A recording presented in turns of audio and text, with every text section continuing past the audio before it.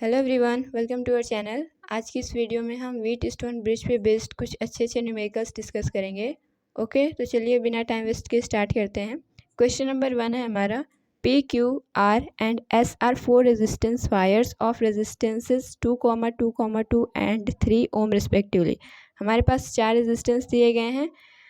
आगे बोला गया है, find out the resistance with which यस्ट must be shunted in order that bridge में बी बैलेंस्ड। क्वेश्चन पढ़ के समझ में आ गया होगा तो अच्छी बात है, नहीं तो क्वेश्चन में ये बोला गया है कि ऐसा रेजिस्टेंस फाइंड आउट करिए जिसको अगर हम एस के साथ शंटेड यानी होता है पैरेलल, अगर हम उसको यस के साथ पैरेलल में लगाएं तो वो ब्रिज को बैलेंस कर देगा। ब्रिज बैलेंस होने का मतलब क्या होता है, पी बाई क्यू इक्वल होना चाहिए आर बाई एस के।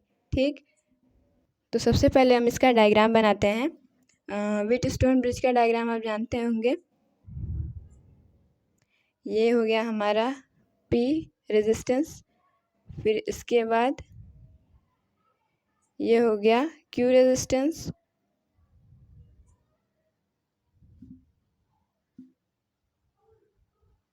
और ये हो गया R, और ये हो गया S।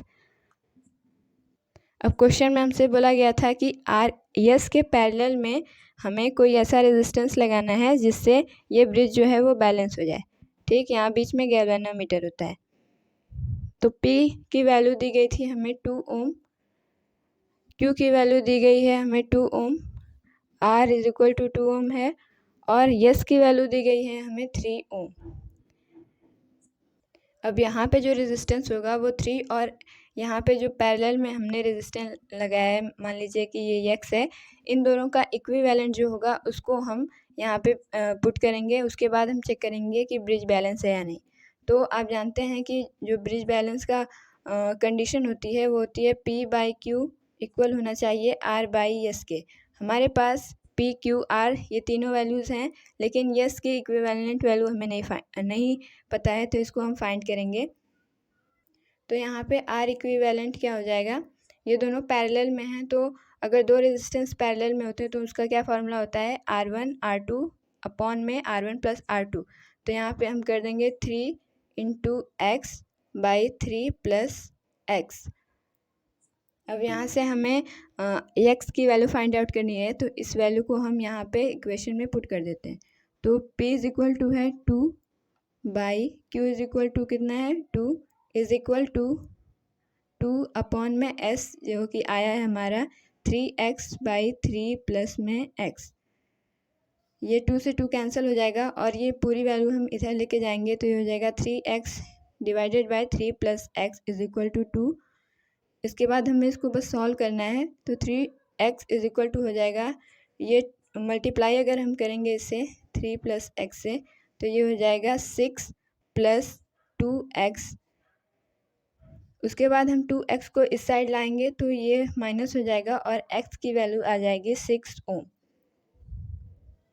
यानी जिस रेजिस्टेंस की बात की जा रही थी वो हमारा होगा 6 ओम, तब जाके ये जो ब्रिज है वो बैलेंस होगा। अगर मान लीजिए x की वैल्यू 6 ओम आई है, तो अगर हम इसको पैरेलल में लगा के चेक करें तो 3 और 6 का इक्विवेलेंट रेजिस्टेंस होता है 2। तो उसके बाद जब हम इस कंडीशन को चेक करेंगे तो ये पूरी तरीके से इसको सेटिस्फाई करेगा। ठीक, तो ये था हमारा क्वेश्चन नंबर 1। आगे बढ़ते हैं। सेकेंड क्वेश्चन है, the galvanometer in each of the 2 given circuits does not show any deflection. Find the ratio of the resistor R1 and R2. हमें क्वेश्चन में दो व्हीटस्टोन अरेंजमेंट दी गई हैं, और हमसे बोला गया है कि जो ये गैल्वेनोमीटर है वो कोई भी डिफ्लेक्शन शो नहीं कर रहा है। इसका क्या मतलब हुआ कि इस सर्किट से कोई भी करंट पास नहीं कर रहा है। ठीक, उसके बाद हमें बोला गया है find the ratio of the resistor R1 and R2। यहाँ पे एक अननोन रेजिस्टर है R1, और यहाँ पे हमारा एक अननोन रेजिस्टर है R2। इन दोनों का रेशियो हमें फाइंड आउट करना है। ठीक, तो बहुत ही आसान सा क्वेश्चन है ये। सर्किट 1 में अगर हम बात करें, अगर बैलेंस्ड व्हीटस्टोन ब्रिज की अगर हम बात करें तो वो क्या कंडीशन होती है कि P by Q is equal to R by S. तो हम लिख रहे हैं P यानी जो कि है 4 ओम बाई Q यानी R1 इक्वल होगा 6 बाई 9 के। ठीक, तो इसको आप सॉल्व करिए। अगर हम इसको 2 से डिवाइड करेंगे तो ये हो जाएगा 3 2 जा 6, 3 3 जा 9 और यहाँ पे 2 1 जा 2, 2 2 जा 4। तो यहाँ पे R1 इज इक्वल टू आया हमारा 6 ओम। ठीक, अब हमें R2 फाइंड आउट करना है। तो सेम वहीं पे हम बैलेंस्ड ब्रिज व्हीटस्टोन ब्रिज की कंडीशन लगा देंगे। तो ये हो जाएगा 6/12 इक्वल होगा R2/8 के। तो R2/8, 6 1 जा 6, 6 2 जा 12 और 2 1 जा 2, 2 2 जा 4। तो यहाँ पे आएगा हमारा R2 इज इक्वल टू कितना है 4 ओम। अब इन दोनों का रेशियो हमें फाइंड आउट करना था। तो R1/R2 इज इक्वल टू हो जाएगा 6/4, यानी ये हो जाएगा 3:2। अब यहाँ पे आप सोच रहे होंगे कि यहाँ पे तो बैटरी और गैल्वेनोमीटर की पोजीशन को चेंज कर दिया गया है, तो क्या इसमें कोई चेंजेस नहीं आएंगे इनको इंटरचेंज करने की वजह से? तो आंसर होगा नहीं। अगर हम बैटरी और गैल्वेनोमीटर की पोजीशन को चेंज कर देते हैं तब भी बैलेंस्ड कंडीशन पे कोई भी इफेक्ट नहीं पड़ेगा। ठीक, तो ये था हमारा क्वेश्चन नंबर 2। आगे बढ़ते हैं। थर्ड क्वेश्चन है, calculate the current drawn from the battery by the network of resistor shown in figure. हमें यहाँ पे एक फिगर दिया गया है, इसमें आप देख सकते हैं कि 5 रेजिस्टर दिए गए हैं हमें और यहाँ पे एक बैटरी है। हमसे क्वेश्चन में पूछा गया है कि इस बैटरी से कितना करंट निकलता है। ठीक, तो जब कभी भी आपको 5 रेजिस्टेंस दिए जाएं तो सबसे पहले आप ये चेक करिएगा कि कहीं वो व्हीटस्टोन ब्रिज तो नहीं है। अगर व्हीटस्टोन ब्रिज की कंडीशन को वो सेटिस्फाई करता है तो हमारे लिए उस क्वेश्चन को आगे सॉल्व करना बहुत ही आसान हो जाता है। ठीक, तो इसका हम इस फिगर से व्हीटस्टोन ब्रिज कैसे बनाएं? तो आप यहाँ पे देख सकते हैं कि ये A, B, D और C ऐसे लेबल किया गया है। तो जब कभी भी आपको फिगर से व्हीटस्टोन ब्रिज बनाना हो तो आप इस पैटर्न को फॉलो कीजिएगा। अब यहाँ पे हम लेबलिंग कर देंगे A, B, फिर इसके बाद ये है D और ये हमारा C।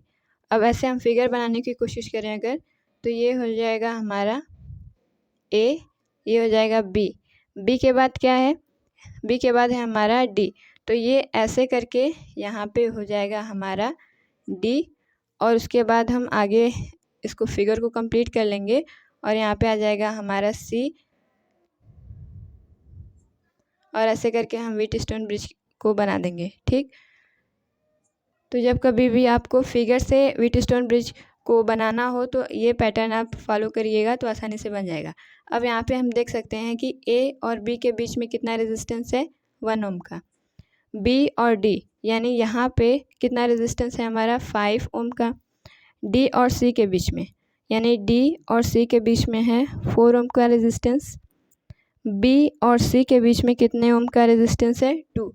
तो यहाँ पे हम लिखेंगे B और C के बीच में है रेजिस्टेंस 2 ओम और A और D के बीच में है रेजिस्टेंस 2 ओम। ठीक है, अब हम सबसे पहले ये चेक करते हैं कि ये व्हीटस्टोन ब्रिज की कंडीशन को सेटिस्फाई कर रहा है या नहीं। तो ये हो गया हमारा P/Q इक्वल होना चाहिए R/S के। तो यहाँ पे P क्या है हमारा 1 और Q कितना है 2। तो 1/2 इज इक्वल टू हो गया ये 2/4। तो 2/4 जब आप इसको कैंसिल करते हैं तो ये आता है 1/2। तो यहाँ पे 1/2 इक्वल हो गया 1/2 को, यानी ये हमारा व्हीटस्टोन ब्रिज है। ठीक, व्हीटस्टोन ब्रिज है, इसका मतलब ये कि यहाँ से कोई भी करंट पास नहीं करेगा, यानी ये 5 ओम का रेजिस्टेंस वाले सर्किट में वायर में कोई भी करंट पास नहीं करेगा। उसके बाद हमसे क्वेश्चन में क्या पूछा गया था कि हमें करंट फाइंड आउट करना है। तो सबसे पहले हम इसका इक्विवेलेंट रेजिस्टेंस निकालेंगे, उसके बाद वोल्टेज तो हमें दिया ही गया है तो V=IR वाला फॉर्मूला लगा के हम यहाँ पे करंट फाइंड आउट कर लेंगे। तो उसके लिए सबसे पहले हमें इक्विवेलेंट रेजिस्टेंस निकालना होगा। तो आप देख सकते हैं कि AB और BC ये दोनों आपस में सीरीज़ में है। क्यों? क्योंकि यहाँ पे कोई भी करंट नहीं जाएगा, तो यानी कि यहाँ से जो करंट जाएगा वो डायरेक्ट इसी में जाएगा। ठीक, तो यहाँ पे करंट सेम होगा, तो इसलिए ये दोनों सीरीज़ में।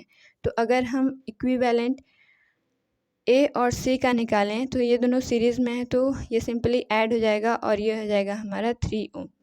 ठीक, ऐसे ही A, D और DC ये सीरीज़ में है, तो ये हम लिख सकते हैं equivalent resistance between A and C is equal to 2 + 4 is equal to आ जाएगा 6 ओम। उसके बाद यहाँ पे 3 और 6 ये आपस में पैरेलल में हैं, तो इक्विवेलेंट रेजिस्टेंस हमारा क्या आ जाएगा? 3 इंटू 6 बाई 3 प्लस में 6 तो ये हो जाएगा 9, तो 3 3 जा 9, 3 2 जा 6। इसका मतलब ये कि इक्विवेलेंट रेजिस्टेंस आया हमारा 2 ओम का, ठीक। और वोल्टेज दिया गया है हमें कितना, 4 वोल्ट। अब यहाँ पे V is equal to I R वाला फार्मूला अगर हम लगाते हैं तो V इज इक्वल टू होता है आई आर, और यहाँ पे हमें करंट फाइंड आउट करना है तो ये हो जाएगा I is equal to V by R. V कितना दिया गया है, 4 वोल्ट, अपॉन में रेजिस्टेंस कितना है, 2 ओम, तो ये करंट हमारा आ गया 2 एम्पियर, ठीक। तो क्वेश्चन समझ में आया। चलिए अब आगे बढ़ते हैं। अगला क्वेश्चन है question number 4। Each of the resistance in the network shown in figure equals R, find the resistance between two terminals A and C. हमारे पास जो ये फिगर दिया गया है उसमें जितने रेजिस्टेंसेज हैं उनकी वैल्यूज़ कितनी है, आर है, और हमें क्वेश्चन में पूछा गया है कि ए और सी के बीच में कितना रेजिस्टेंस है, यानी ए और सी टर्मिनल के बीच में हमें इक्विवेलेंट रेजिस्टेंस निकालना है, ठीक है। तो वैसे अगर आप सिंपल इसको सॉल्व करना चाहें तो ये क्वेश्चन सॉल्व नहीं होगा, क्यों, क्योंकि ये व्हीटस्टोन ब्रिज पे बेस्ड है। अब आप सोच रहे होंगे कि ये व्हीटस्टोन ब्रिज पे कैसे बेस्ड हो सकता है, तो आप देखें कि अगर ये ए है तो ये भी ए होगा, क्योंकि बीच में कोई भी रेजिस्टेंस नहीं है, ठीक। ये और ये अगर यहाँ पे सी है तो इसको हम यहाँ पे सी लिख सकते हैं। अब आप देख रहे हैं कि ए और डी के बीच में रेजिस्टेंस है, ए बी के बीच में रेजिस्टेंस है, और बी डी के बीच में रेजिस्टेंस है। इसका मतलब ये कि यहाँ पे जो 5 रेजिस्टेंस हमें दिए गए हैं वो इसी पैटर्न को फॉलो करते हैं, ए बी डी और सी। तो अगर हम यहाँ पे व्हीटस्टोन ब्रिज अरेंजमेंट बनाना चाहें तो ये ऐसे होगा कि यहाँ पे ए और बी के बीच में जो रेजिस्टेंस है वो कितना है, आर, यानी हम इस लाइन की बात कर रहे हैं, ठीक। उसके बाद बी और सी के बीच में क्या रेजिस्टेंस है, बी और सी के बीच में जो रेजिस्टेंस है वो है हमारा आर। जब हम ए और सी को कंबाइन करते हैं, जोड़ते हैं, तो यहाँ पे आप देख रहे हैं कि ये हो जाएगा हमारा डी, और ये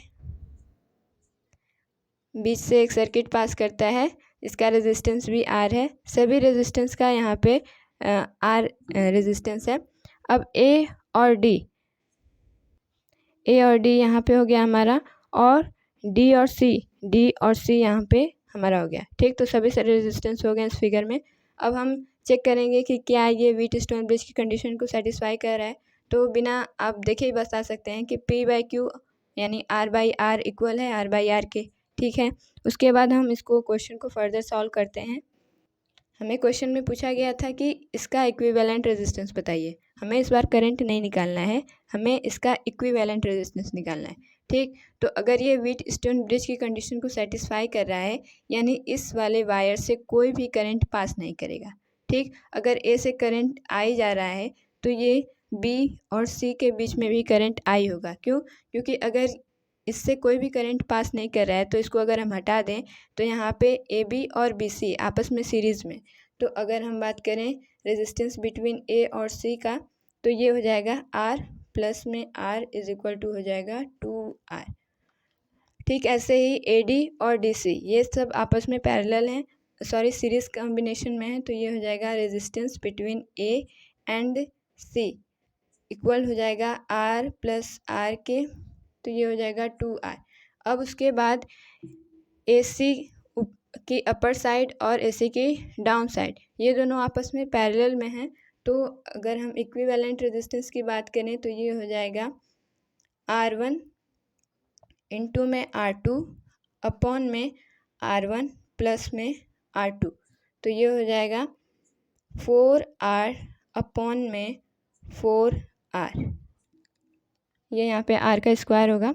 इसके बाद 4R से 4R कैंसल, और ये हमारा R equivalent is equal to आया R ओम, ठीक।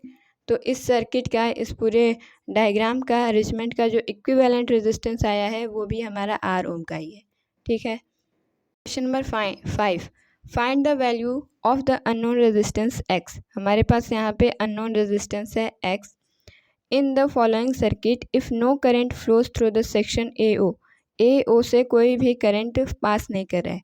आगे है also calculate the current drawn by the circuit from the battery of EMF 6 volt. हमारे पास जो बैटरी है उसका EMF कितना है 6 volt and negligible internal resistance, और इस बैटरी का कोई भी इंटरनल रेजिस्टेंस नहीं है। तो हमसे क्वेश्चन में दो चीज़ें पूछी गई हैं, पहला ये कि हमें अननोन रेजिस्टेंस एक्स फाइंड करना है, दूसरा ये कि हमें करंट फाइंड आउट करना है इस सर्किट का। ठीक है, तो चलिए स्टार्ट करते हैं।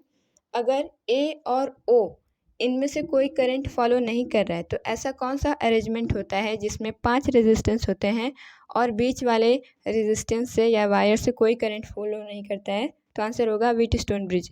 ठीक, तो बिना कुछ सोचे हम यहाँ पे पहले व्हीटस्टोन ब्रिज ड्रॉ करते हैं।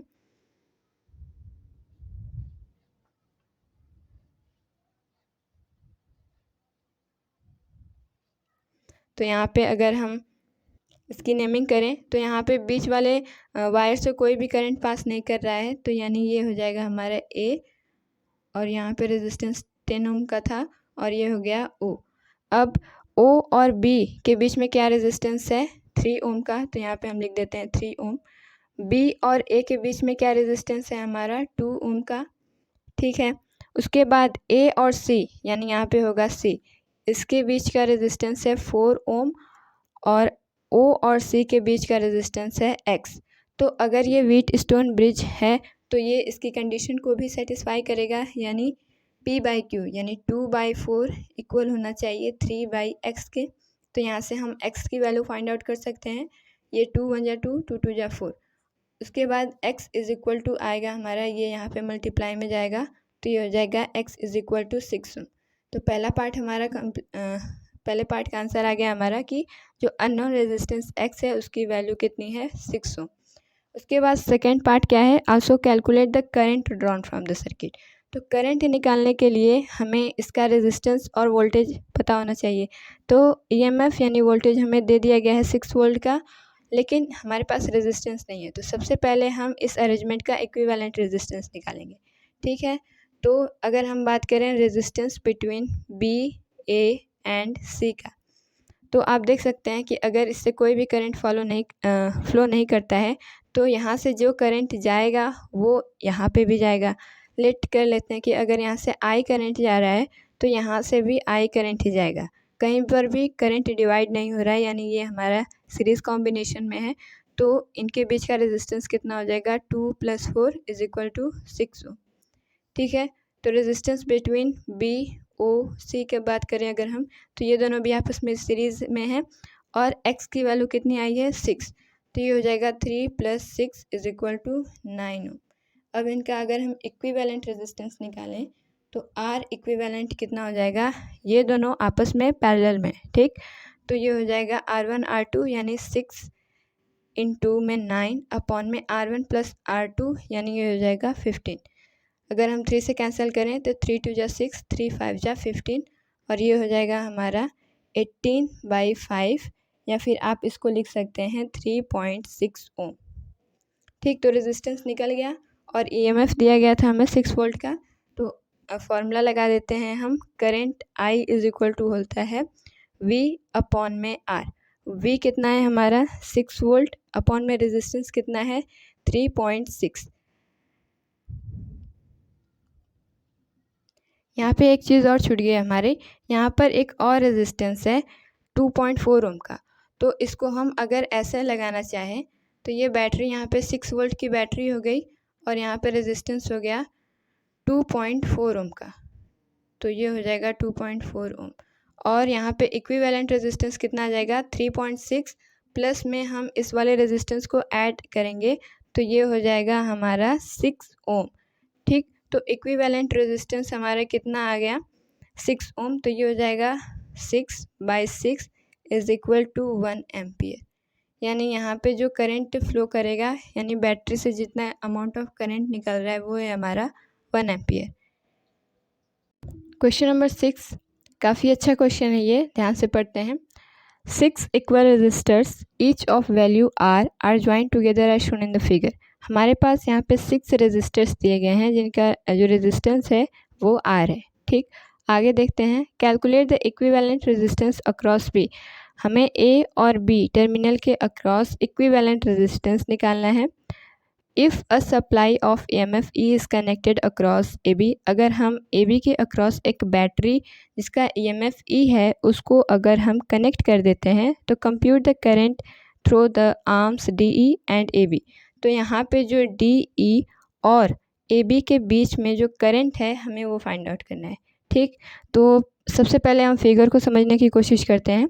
मान लीजिए कि यहाँ से यानी A से I करंट जा रहा है। ठीक, तो अगर यहाँ से I करंट जा रहा है तो यहाँ पे जो करंट है वो डिवाइड होगा। लेट्स से कि यहाँ पे I1 करंट गया और यहाँ पे I2 करंट गया। ठीक है, तो यहाँ पे नीचे ये I2 फिर डिवाइड होगा और यहाँ पे I2 करंट जाएगा। उसके बाद आगे अगर आप देखें तो यहाँ पे D पॉइंट पे फिर से करंट जो I2 है वो डिवाइड होगा और कुछ करंट यहाँ जाएगा, कुछ करंट इस सर्किट में जाएंगे। ठीक है, अब बात करते हैं I1 करंट की। तो I1 करंट यहाँ से होता हुआ यहाँ इस पॉइंट पे जब आएगा तो ये भी डिवाइड होगा इधर और इधर में। अब आप देख रहे हैं कि D और E इन दोनों के बीच में जो करंट है वो अपोजिट डायरेक्शन में आ रहा है और सबका रेजिस्टेंस इक्वल है। तो इसका मतलब ये कि ये दोनों जो करंट हैं वो आपस में कैंसिल हो जाएंगे और D और E के अक्रॉस कोई भी करंट फ्लो नहीं करेगा। तो ऐसी अरेंजमेंट जहाँ पे दो पॉइंट या फिर आप कह सकते हैं एक वायर के बीच में कोई भी करंट फ्लो नहीं करता है, बाकी सभी रेजिस्टेंस के अक्रॉस करंट फ्लो करता है, ऐसे अरेंजमेंट को क्या बोलते हैं? Wheatstone bridge. ठीक, तो इसकी मदद से हम पहले व्हीटस्टोन ब्रिज ड्रॉ कर देते हैं। तो आप देख रहे हैं कि D और E इनके बीच का जो करंट है वो कितना है? 0। तो अगर हम यहाँ पे D और यहाँ पे E मान लें तो इनके बीच का जो रेजिस्टेंस है वो कितना है? R, और यहाँ पे कोई भी करंट फ्लो नहीं करेगा। आगे देखते हैं, अब इसकी मदद से इन लेबलिंग की मदद से हम व्हीटस्टोन ब्रिज तैयार करेंगे।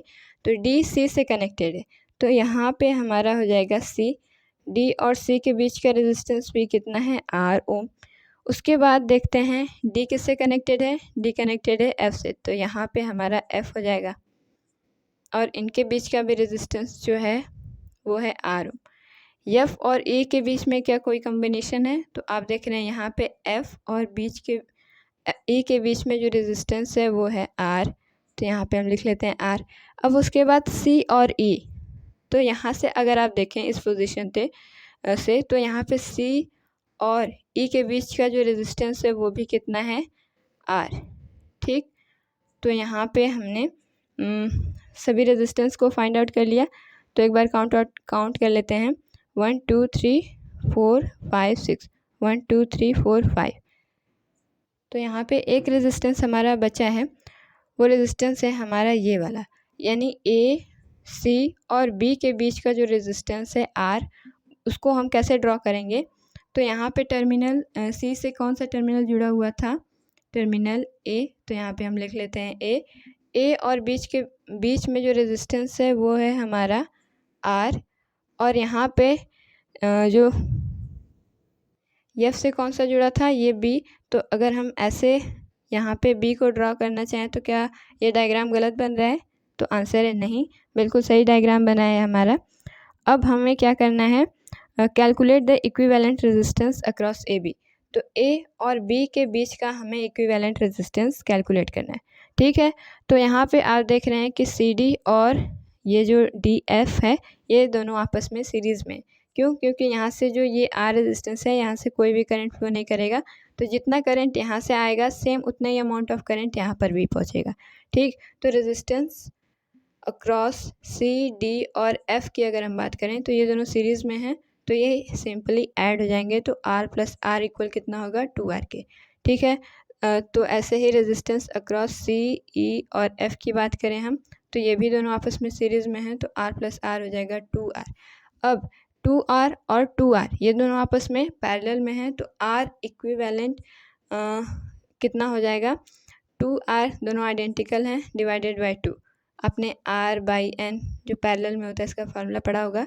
ठीक है, तो ये R इक्विवेलेंट आया R। अब यहाँ पे R और यहाँ पे जो R है ये दोनों भी आपस में पैरेलल में हैं, तो आप कह सकते हैं कि जो R डैश है हमारा वो कितना आएगा? R डैश जब ये R ये R और ये R आपस में पैरेलल में है, तो ये हो जाएगा R डिवाइडेड बाई 2। तो यहाँ पे जो इस कॉम्बिनेशन का या फिर आप कह सकते हैं सर्किट का जो इक्विवेलेंट रेजिस्टेंस है वह कितना है R/2। आगे पूछा गया है if the supply of EMF E is connected across AB। अगर मान लीजिए कि AB के अक्रॉस हम एक बैटरी को कनेक्ट करा देते हैं जिसका EMF E है, तो calculate the current through the arms D और E। तो आप जानते हैं कि D और E के बीच में जो करंट है वो 0 है, तो I across arm DE is equal to कितना हो जाएगा 0।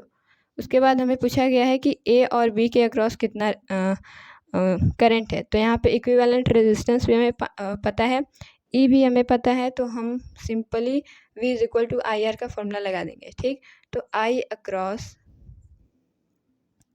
Arm AB is equal to कितना हो जाएगा V डिवाइडेड बाई R। यहाँ पे V हमारा EMF दिया गया है E और इक्विवेलेंट रेजिस्टेंस कितना आया है R/2, तो ये हो जाएगा 2E अपॉन में R। ठीक है, तो यानी जो यहाँ पे करंट है अक्रॉस A और B वो आया हमारा 2E डिवाइडेड बाई R। ठीक है, तो काफ़ी अच्छा क्वेश्चन था ये, आई होप आपको समझ में आया होगा। अगला क्वेश्चन है हमारा question number 7। Calculate the ratio of heat produce in the 4 arms of the Wheatstone bridge shown in figure. तो हमें फिगर में ही दे दिया गया है व्हीटस्टोन ब्रिज का अरेंजमेंट। हमसे यहाँ पे पूछा गया कि इन जो 4 आर्म्स में यानी AB, BC, CD और AD के बीच में जो ये रेजिस्टेंस लगाए गए हैं उनमें कितना हीट प्रोड्यूस होगा, उन चारों का हमें रेशियो बताना है। ठीक, तो सबसे पहले हम ये चेक करते हैं कि ये व्हीटस्टोन ब्रिज बैलेंस है या फिर नहीं। तो ये इसको हम चेक कैसे करेंगे, P/Q यानी 40/10 इक्वल होना चाहिए 60/15 के। ठीक, तो ये 0 से 0 कैंसिल और 15 4 जा 60, तो यहाँ पे 4 इज इक्वल टू 4 आ गया, यानी ये हमारा व्हीटस्टोन ब्रिज बैलेंस्ड है। उसके बाद अगर आप देखें तो फिगर में हमें यहाँ पे करंट दिखाया गया है, यानी अगर अगर यहाँ से करंट जा रहा है, ये पॉजिटिव टर्मिनल हो गया या निगेटिव। अगर यहाँ से करंट I आ रहा है तो यहाँ पे ये डिवाइड होके I1 इस साइड जा रहा है और I2 इधर को आ रहा है। ठीक, अगर हम बात करें यहाँ पे पोटेंशियल डिफरेंस की, तो आप देख रहे हैं कि AB और AD ये दोनों आपस में पैरेलल में है। कैसे? क्योंकि यहाँ पे करंट डिफरेंट है, यहाँ पे करंट डिवाइड हो रहा है। तो जहाँ कहीं भी करंट डिवाइड होता है वो हमारा पैरेलल कॉम्बिनेशन होता है, और पैरेलल कॉम्बिनेशन में जो वोल्टेज होता है वो सेम होता है। तो हम लिख सकते हैं कि potential difference across AB equal होगा पोटेंशियल डिफरेंस अक्रॉस AD के। तो पोटेंशियल का फॉर्मूला क्या होता है, V is equal to IR। तो I यहाँ पे A और B के बीच में I कितना है I1, और रेजिस्टेंस कितना है हमारा 40 ओम का रेजिस्टेंस है। ठीक है, और हम पोटेंशियल डिफरेंस अक्रॉस AD की बात करें तो यहाँ पे करंट है I2 और रेजिस्टेंस कितना है 60। अगर आप इसको सॉल्व करते हैं तो यहाँ पे हमारा I1 कितना आएगा, I1 इक्वल आएगा 6/4 I2 के, या फिर आप कह सकते हैं इसको अगर आप सॉल्व करना चाहें तो 2 2 जा 4 2 3 जा 6, तो यहाँ पे I1 इज इक्वल टू आ गया हमारा 1.5 I2। अब हमें क्या निकालना है, हीट निकालनी है हर एक रेजिस्टेंस की। तो यहाँ पे हमने पहले करंट निकाला, क्योंकि हीट का फॉर्मूला क्या होता है I² RT। तो I हमने फाइंड आउट कर लिया, R क्वेश्चन में दिया गया है, और रेशियो निकालना है। तो अगर टाइम की वैल्यू ना भी गिवन हो तो ये रेशियो में कैंसिल हो जाएगा। ठीक, तो इससे हमें कोई मतलब नहीं है। तो चलिए हर एक आर्म में हम हीट फाइंड आउट करते हैं। तो पहला हो गया हमारा हीट अक्रॉस AB, तो ये I² RT वाला फॉर्मूला लगा देंगे हम। तो A और B में जो करंट है वो है I1, और I1 करंट की वैल्यू क्या है 1.5 I2 का स्क्वायर, R कितना है यहाँ पे हमारा 40, और ये हो जाएगा इनटू में टाइम। तो जब आप इसको सॉल्व करते हैं तो ये आएगा हमारा 90 I2 का स्क्वायर, और ये हो जाएगा T। अब सेकेंड आर्म की बात करें हम तो heat across BC is equal to कितना हो जाएगा I यानी यहाँ पे अगर I1 करंट जा रहा है तो यहाँ पे भी I1 करंट जाएगा। क्यों? क्योंकि ये हमारा सीरीज़ में, ठीक। तो 1.5 I2 का स्क्वायर इंटू में रेजिस्टेंस कितना है हमारा 10 ओम का, इंटू में टाइम, ठीक। तो ये हो जाएगा 22.5 I2 का square T. Heat across CD की बात करें हम तो यहाँ पे I2 करंट जो AD में जा रहा है वही DC में जाएगा। सेम रीज़न है कि ये दोनों आपस में सीरीज़ में, तो यहाँ पे हो जाएगा I2 का स्क्वायर इंटू में रेजिस्टेंस कितना है 15 ओम, इंटू में टाइम, तो ये हो जाएगा हमारा 15 I square T. Last heat across AD कितना हो जाएगा, AD में कितना करंट फ्लो कर रहा है I2 करंट, तो ये हो जाएगा I2 का स्क्वायर इंटू में रेजिस्टेंस कितना है 60 ओम, इंटू में टाइम, तो ये हो गया 60 I स्क्वायर टी। उसके बाद हमें इन चारों का रेशियो निकालना था।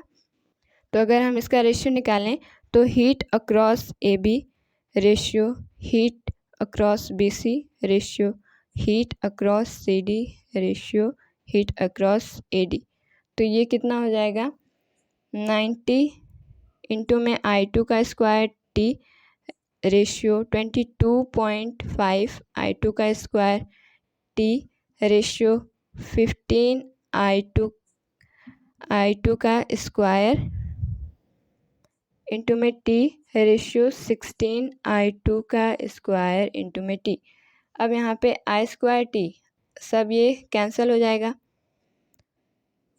उसके बाद अगर हम इसको 15 से डिवाइड करें तो ये क्या हो जाएगा 15 6 से कितना होता है 19 रेशियो में, ये अगर 10 को हम हटाएं और यहाँ पे ये हो जाएगा 5 2 जा 10 5 4 जा 20 5 5 जा 25, तो ये रेशियो कितना आएगा 15 3 जा कितना होता है 45, तो ये रेशियो आ गया 3:2 और इसको आप सॉल्व करेंगे तो कितना आएगा 1.5 रेशियो में 15 1 जा 15 रेशियो 15 4 जा 60, ठीक। तो ये हमारा रेशियो कितना आ गया 6:1.5 रेशियो 1:4। तो बहुत ही अच्छा क्वेश्चन था ये। इसमें हमें करंट और रेजिस्टेंस निकालने को नहीं बोला गया था, इसमें हमें हीट का रेशियो निकालने को बोला था, ठीक। तो ऐसे मिक्स्ड टाइप के क्वेश्चन भी आते हैं। आगे बढ़ते हैं। क्वेश्चन नंबर 8 है हमारा, in the balanced Wheatstone's bridge circuit as shown in figure when the key is pressed what will be the change in the reading of the galvanometer. हमसे पूछा गया है कि अगर यहाँ पे की को प्रेस कर दिया जाए, यहाँ पे की अभी हमारा जो है ये सर्किट कंप्लीट नहीं है, यानी कि ये ओपन सर्किट है, यानी यहाँ पे कोई भी करंट फ्लो नहीं करेगा।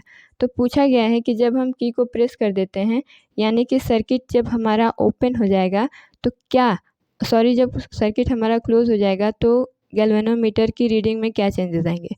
तो आप जानते हैं कि अगर हम गैल्वेनोमीटर की पोजीशन को चेंज भी कर दें व्हीटस्टोन ब्रिज में तो वहाँ पे कोई भी चेंज नहीं आता है गैल्वेनोमीटर की रीडिंग में, ठीक। तो यहाँ पे हमारा आंसर हो जाएगा remains same.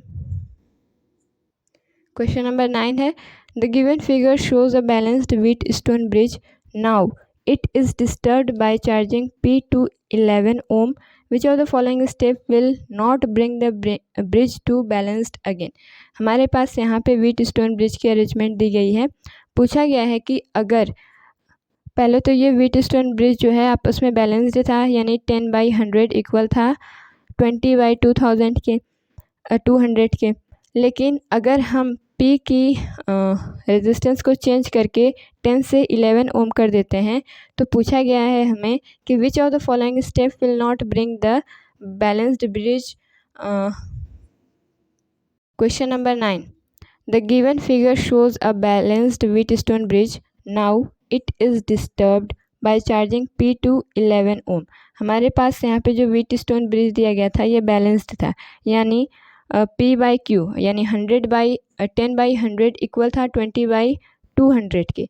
उसके बाद क्वेश्चन में बोला गया है कि अगर हम P का जो रेजिस्टेंस है वो 10 से 11 ओम कर देते हैं तो which of the following step will not bring the bridge to balanced again.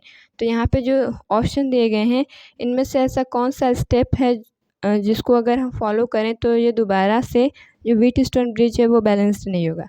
तो ऑप्शन चेक करते हैं। पहला है इंक्रीजिंग आर बाय 2 ओम। अगर हम आर को 2 ओम ऐड कर देते हैं तो क्या हो गया हमारा। अगर हम पहले ऑप्शन की बात करें तो यहाँ पे P हमारा 11 ओम हो चुका है, डिवाइडेड बाय Q कितना है, उतना ही हमारा जितना पहले था 100 ओम, इक्वल टू R2 को हम R रेजिस्टेंस को हमें 2 ओम बढ़ा देना है, तो ये हो जाएगा 22 डिवाइडेड बाय 200। तो इसको हम अगर 2 से डिवाइड करें तो ये हो जाएगा 11 बाई 100, यानी ये सेम है। यानी अगर हम R को 2 ओम बढ़ा भी देते हैं तो ये हमारा जो व्हीटस्टोन ब्रिज है वो बैलेंस्ड होगा। तो ये हमारा ऑप्शन जो है ये करेक्ट है। तो यहाँ पे हमें रॉन्ग ऑप्शन ढूंढना है। सेकंड ऑप्शन चेक करते हैं, इंक्रीजिंग Q बाई 10। अब हमें Q में 10 ऐड कर देना है।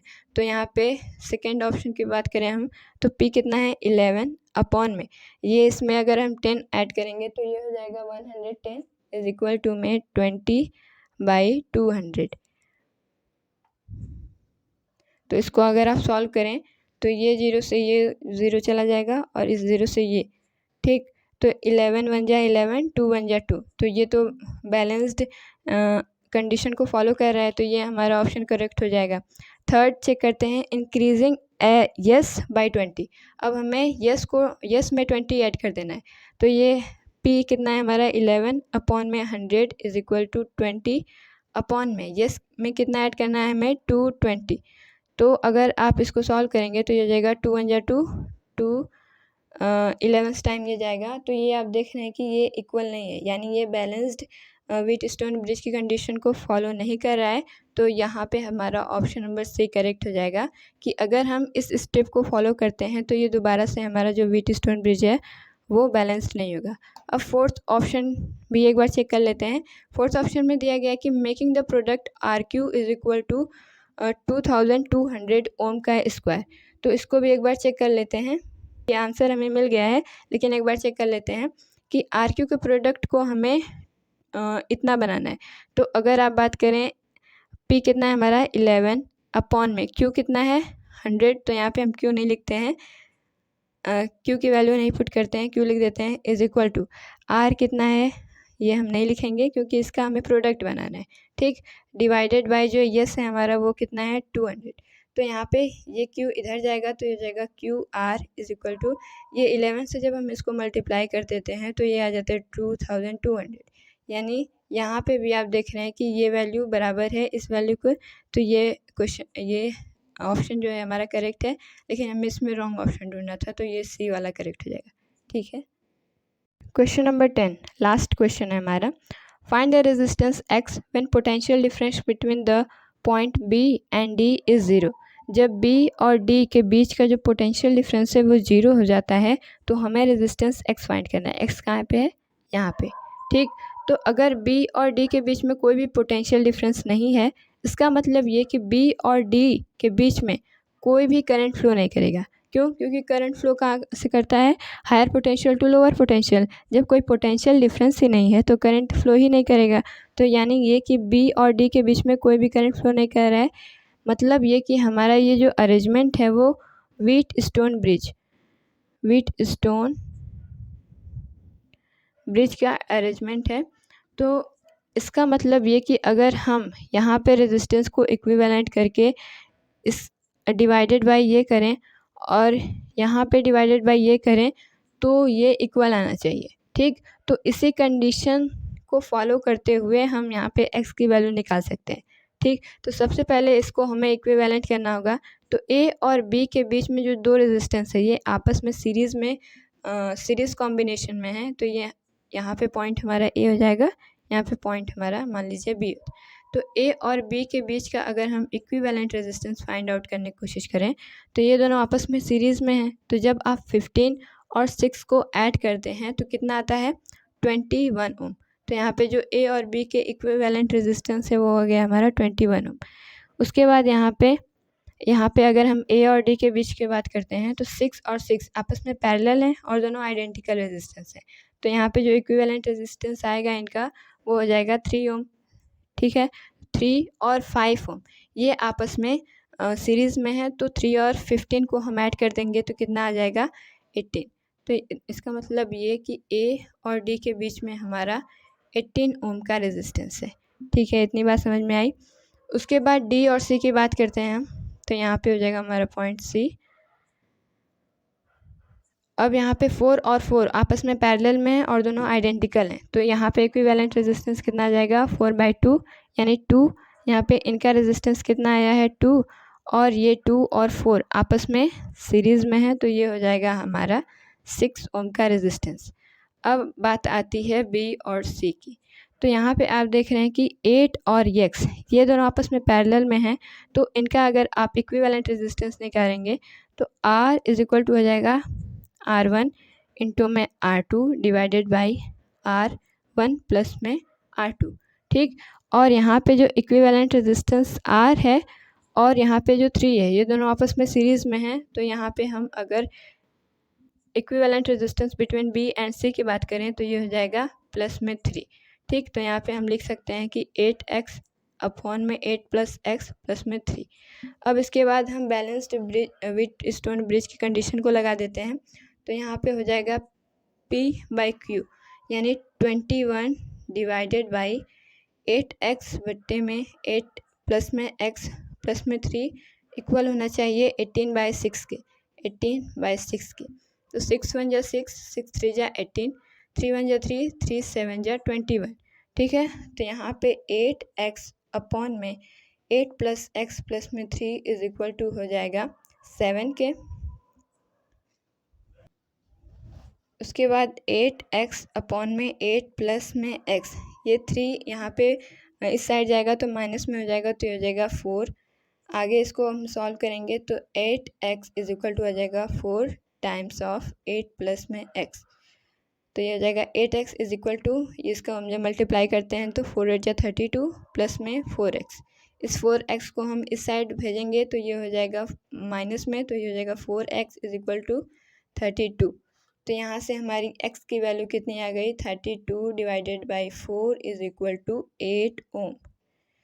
यानी यहाँ पे जो हमारा रेजिस्टर x था उसकी वैल्यू कितनी आई है 8 ओम, यानी 8 ओम और 8 ओम आपस में पैरेलल होंगे। ठीक है, तो काफ़ी अच्छा क्वेश्चन था ये।